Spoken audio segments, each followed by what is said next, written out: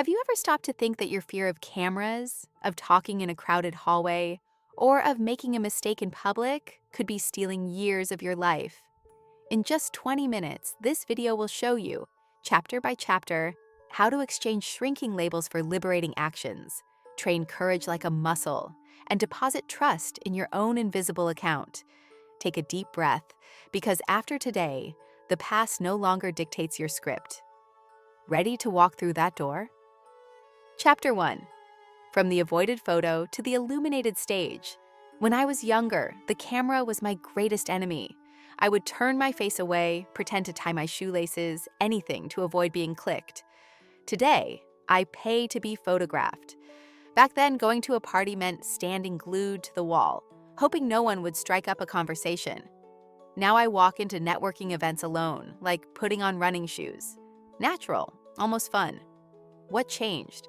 It wasn't a miracle, nor a secret course. It was discovering that confidence isn't born with us like the color of our eyes. It's learned, brick by brick, the way you learn to ride a bike after a few falls. I want you to imagine two quick scenes. First, me in high school, holding the application form for a public speaking contest. Sweat on my palms, the application form intact, a trash can nearby. Second, me last week on a stage, telling this story to 200 people without my heart trying to escape through my throat. Between these two images lies a hallway full of doors. Each door represents a simple choice anyone can copy. Saying yes to a daunting invitation, pressing publish before your mind presses delete, asking, what if it works? Instead of, what if I fail? The truth is, the past loves to dress up as a prophet. It whispers, you've always been this way. Why would it be any different now? But the past is a reporter, not a fortune teller. It only tells what has already happened. The future is a blank page waiting for a pen. And the pen, my friend, stays in your hand from the moment you decide to practice confidence like a muscle. At first it hurts, trembles, feels like it's going to tear. Then it warms, settles, and becomes part of your body. It sounds good, but where do I start? The voice inside might ask. Start like I did, on a step so low it seems silly. Mine was taking a selfie without a filter and leaving it in my camera roll, just to prove that the world wouldn't end if I saw my own face. It was climbing a flight of stairs before taking the elevator, just to feel my heart remember that it was beating strong and everything was fine. Every small act of courage became an argument against the old label of insoluble shy. And there's a secret. No one around you is counting your steps with a golden ruler. Each person carries enough drama to not notice if their voice cracks on the first sentence. Discovering this liberates. If the public isn't noting your failures, there's room for you to note your victories, even the smallest ones. So, while you listen to me, choose your first door. Maybe it's accepting to be in your next birthday photo. Maybe it's raising your hand in class or at a meeting, just to ask a simple question. When you walk through that door, celebrate. Seriously, clap for yourself, even if it's in the bathroom. This internal applause is worth more than 1,000 digital likes, because it marks the exact moment the past stopped dictating the script. Real confidence is this: a before, an after, and a path paved by your own steps. Today I shared my before and after to show that yours is also possible. Now it's your turn to take the first step and start writing the blank page that the past can never predict. Liking the journey so far? Tap like button to fuel the next chapters and hit subscribe so you don't miss the doors we'll open together. Let's keep walking. Chapter 2. Tearing off the invisible labels. If someone had asked me at 15 who I was, I had the answer memorized. I'm clumsy, shy, terrible at sports, and not at all photogenic. I repeated these phrases as if they were an identity number, something fixed, impossible to change. Until, in biology class, the teacher showed a lizard shedding its skin. She said, it shed what no longer fit. I went home thinking, what if these words I stick to my chest were old skin? The next day, I invented a secret test.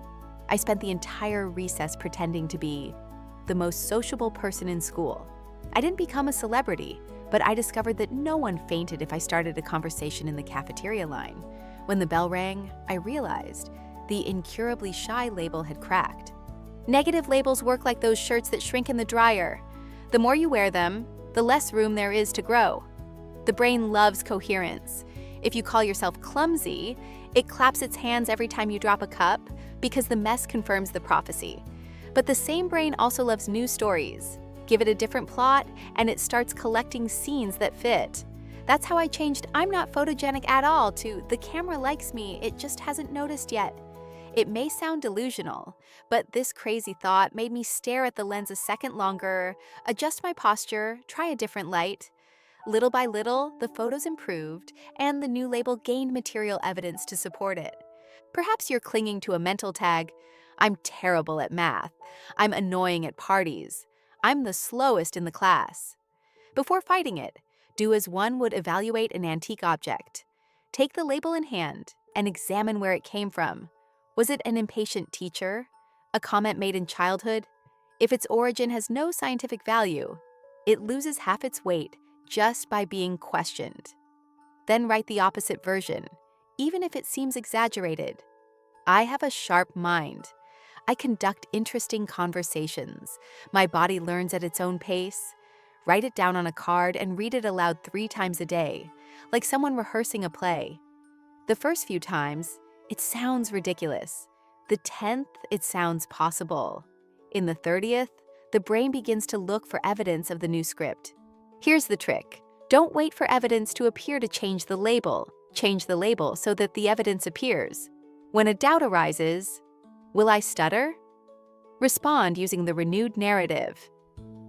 "Maybe I'll freeze, but my voice learns quickly." This small defense already pushes you to action. By acting, a fresh experience emerges, which becomes an argument in favor of the chosen identity. It's a virtuous cycle. Word creates step. Step creates history. History reinforces the word. Today, if I'm asked to describe myself, I still feel the echo of old labels trying to resurrect. The difference is that now I have a ready retort. "Thank you, old label, but this shirt doesn't fit me anymore." I say this, take a deep breath, and move on, because every phrase I use about myself is fresh clay. It's up to me to shape the statue, or remain trapped in the form someone hurriedly sculpted years ago. Chapter 3. Courage comes after the step. When my younger brother wanted to learn to ride a bike, he spent an entire week standing in the backyard, just pressing the handlebar bell. He said he needed to feel confident before pedaling. I remember doing the same, waiting for confidence to fall from the sky. But confidence isn't rain, it's fire born of friction. So I came up with a deal. I pushed the bike slowly and said, "Just a meter, then you decide."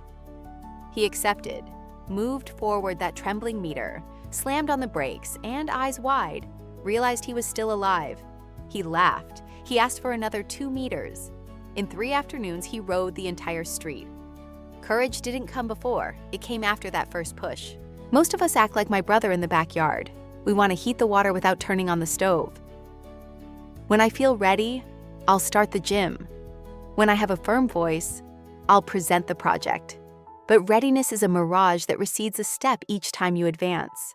The brain, programmed to conserve energy and avoid risk, invents logical excuses. "I need more research. I don't have the right equipment." It sounds protective, but it's only postponing the inevitable, the first stumble. This stumble, paradoxically, is the stepping stone to the top. See what happens inside when you act despite the butterflies in your stomach.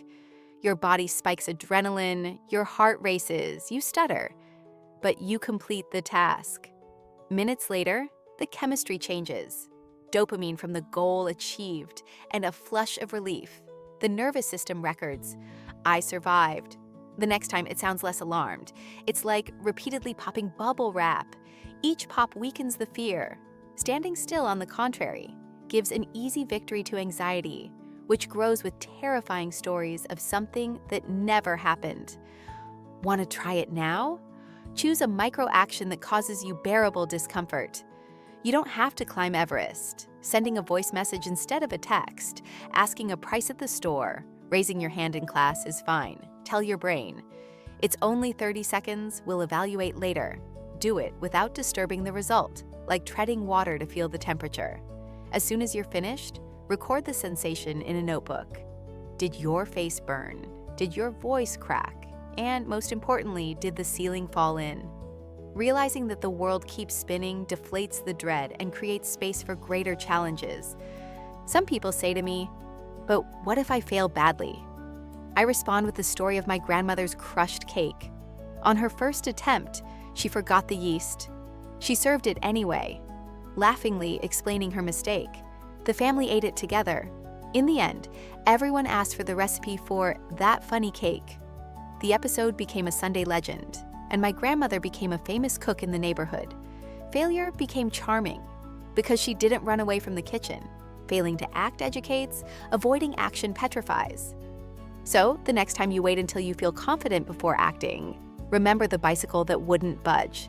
The engine of self-confidence starts with the gear still creaking. Give half a pedal, even if it's crooked. The road of those who advance trembling is shorter than the endless road of those who plan to feel courage first. Your turn. What's one old label you're ready to peel off today? Shy, clumsy, and I'm bad at math, or something else? Drop that word in the comments so we can cheer you on. Chapter 4, Where the Fear Lives Growth Too. In high school, there was a delightful shortcut to the cafeteria. A bright hallway, the smell of cheese bread, people laughing. Even so, I preferred the back route, a gray tunnel next to the maintenance area. There, no one judged my sneakers or my pimples. One day, the tunnel locked. I had to face the showcase hallway. I crossed sweating, eyes on the floor, and survived. 2 classmates complimented my band t-shirt. The line was shorter, the teacher smiled. Going back to the tunnel? Never again. I discovered that the shadow was a fabrication of my own imagination. Avoiding danger zones seems like self-care, but it's fodder for insecurity to fester. Every avoided party or closed camera says, "I'm fragile, protect me." The brain obeys, erecting fences and turning any new development into a jungle. This is how the shy become ghosts in meetings, and the talented don't submit portfolios. Seductive comfort becomes a padded cage. Science confirms, without gradual doses of stress, the brain doesn't update its map of the possible. The stage and "Hi, how are you?" remain cataloged like prehistoric tigers. There's only one remedy. Show, don't tell. Expose yourself, feel your heart racing, survive, repeat. Each incursion steals a piece of panic territory and expands your inner country. So choose your clear corridor. Maybe turn on the camera without a filter. Raise your hand even when shaking. Go to dance class alone. Set a minimum time and an escape route. 5 minutes on the dance floor. A question at the meeting.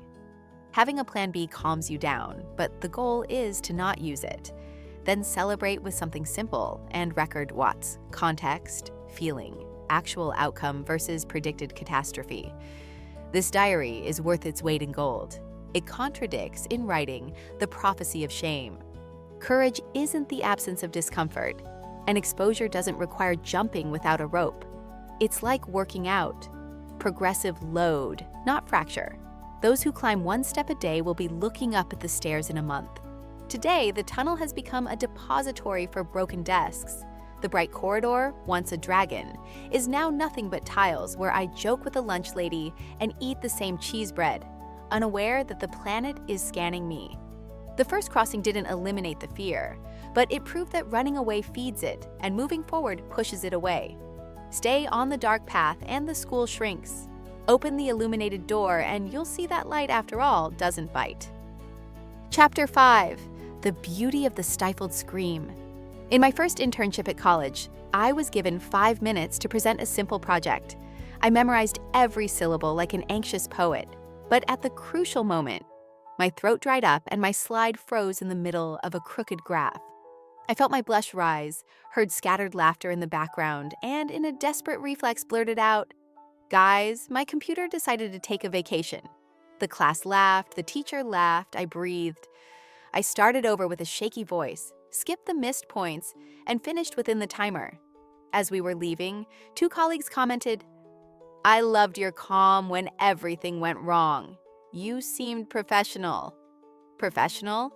I'd felt like a duckling tripping over its own beak.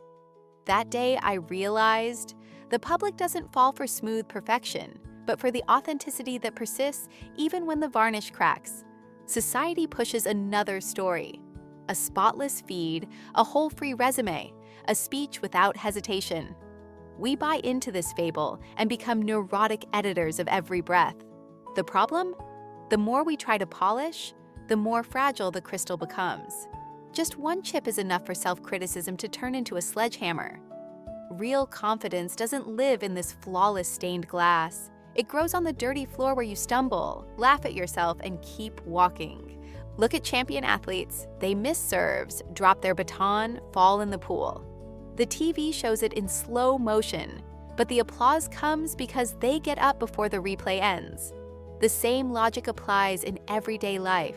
When we spill coffee on our shirt and continue the meeting without covering up the stain, we convey silent resilience. The internal message is, nothing can undo me. How do we train this muscle? First, abandon the apology marathon. If you slip up a word, correct it and move on. No soap operas, no self-deprecating memes. Second, practice voluntary micro-imperfections. Record stories without stuttering. Serve dinner without thinking.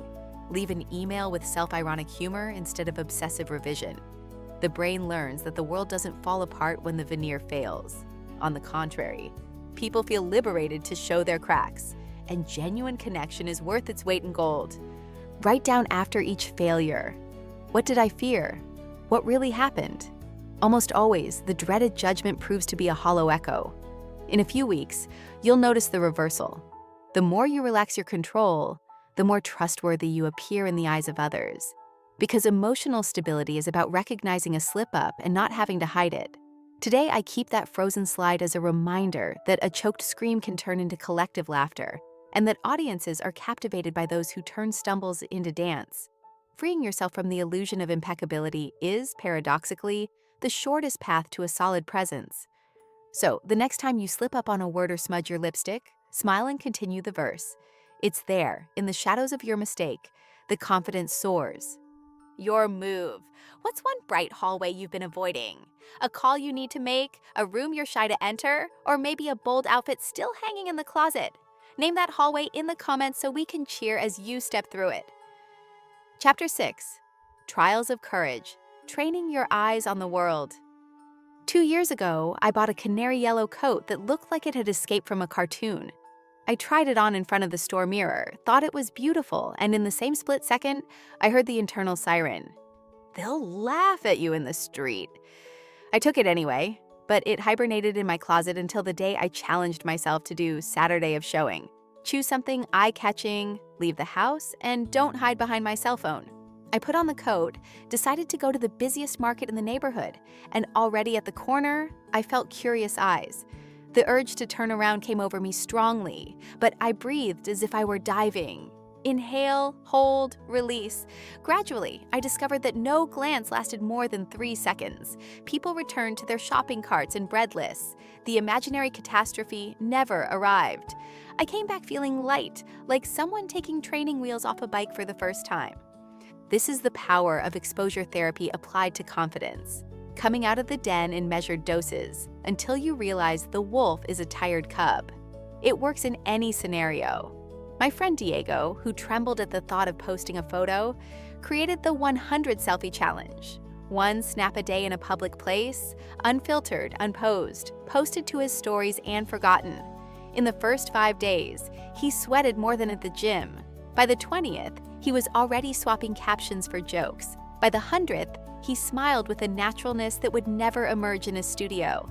His feed became a diary of real skin, and the comments praised precisely his courage in showing his bare face. Maybe your arena isn't flashy clothing or a camera. It could be your voice. If the meeting microphone paralyzes you, arrange with a colleague to ask the first question every Tuesday. The goal isn't to shine.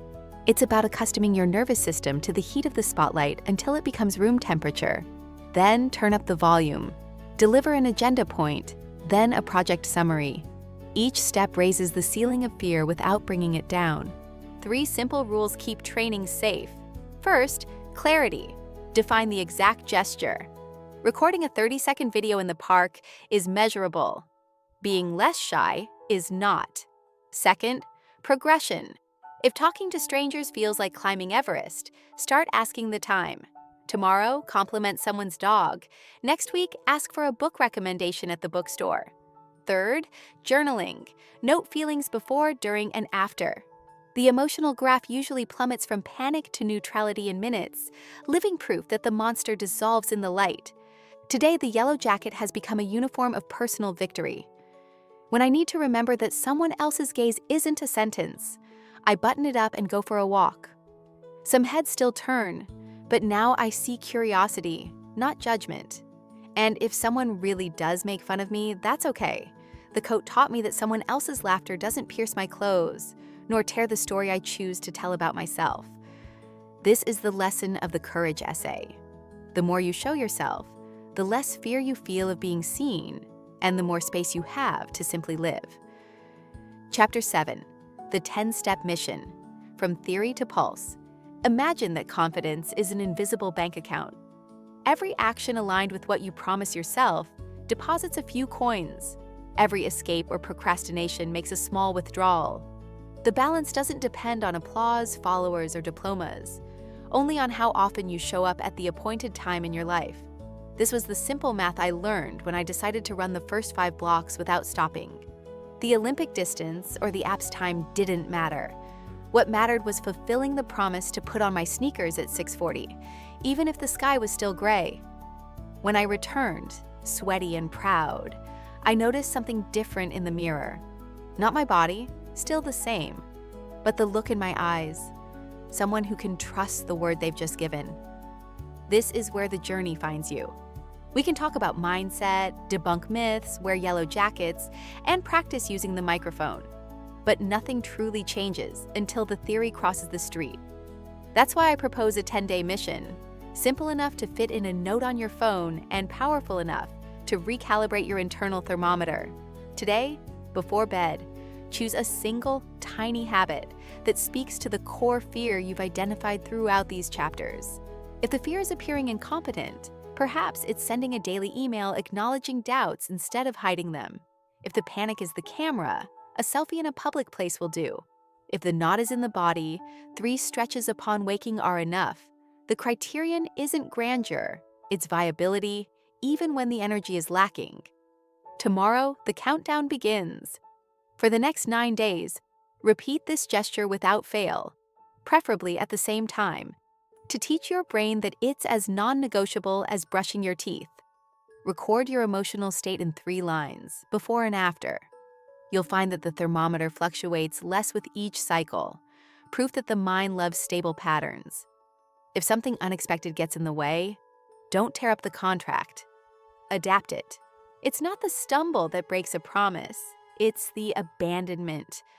On the 10th day, celebrate, but not with pizza and a couch. It's okay to eat, just don't make it your grand victory. Celebrate by repeating out loud the phrase, "I am someone I can trust."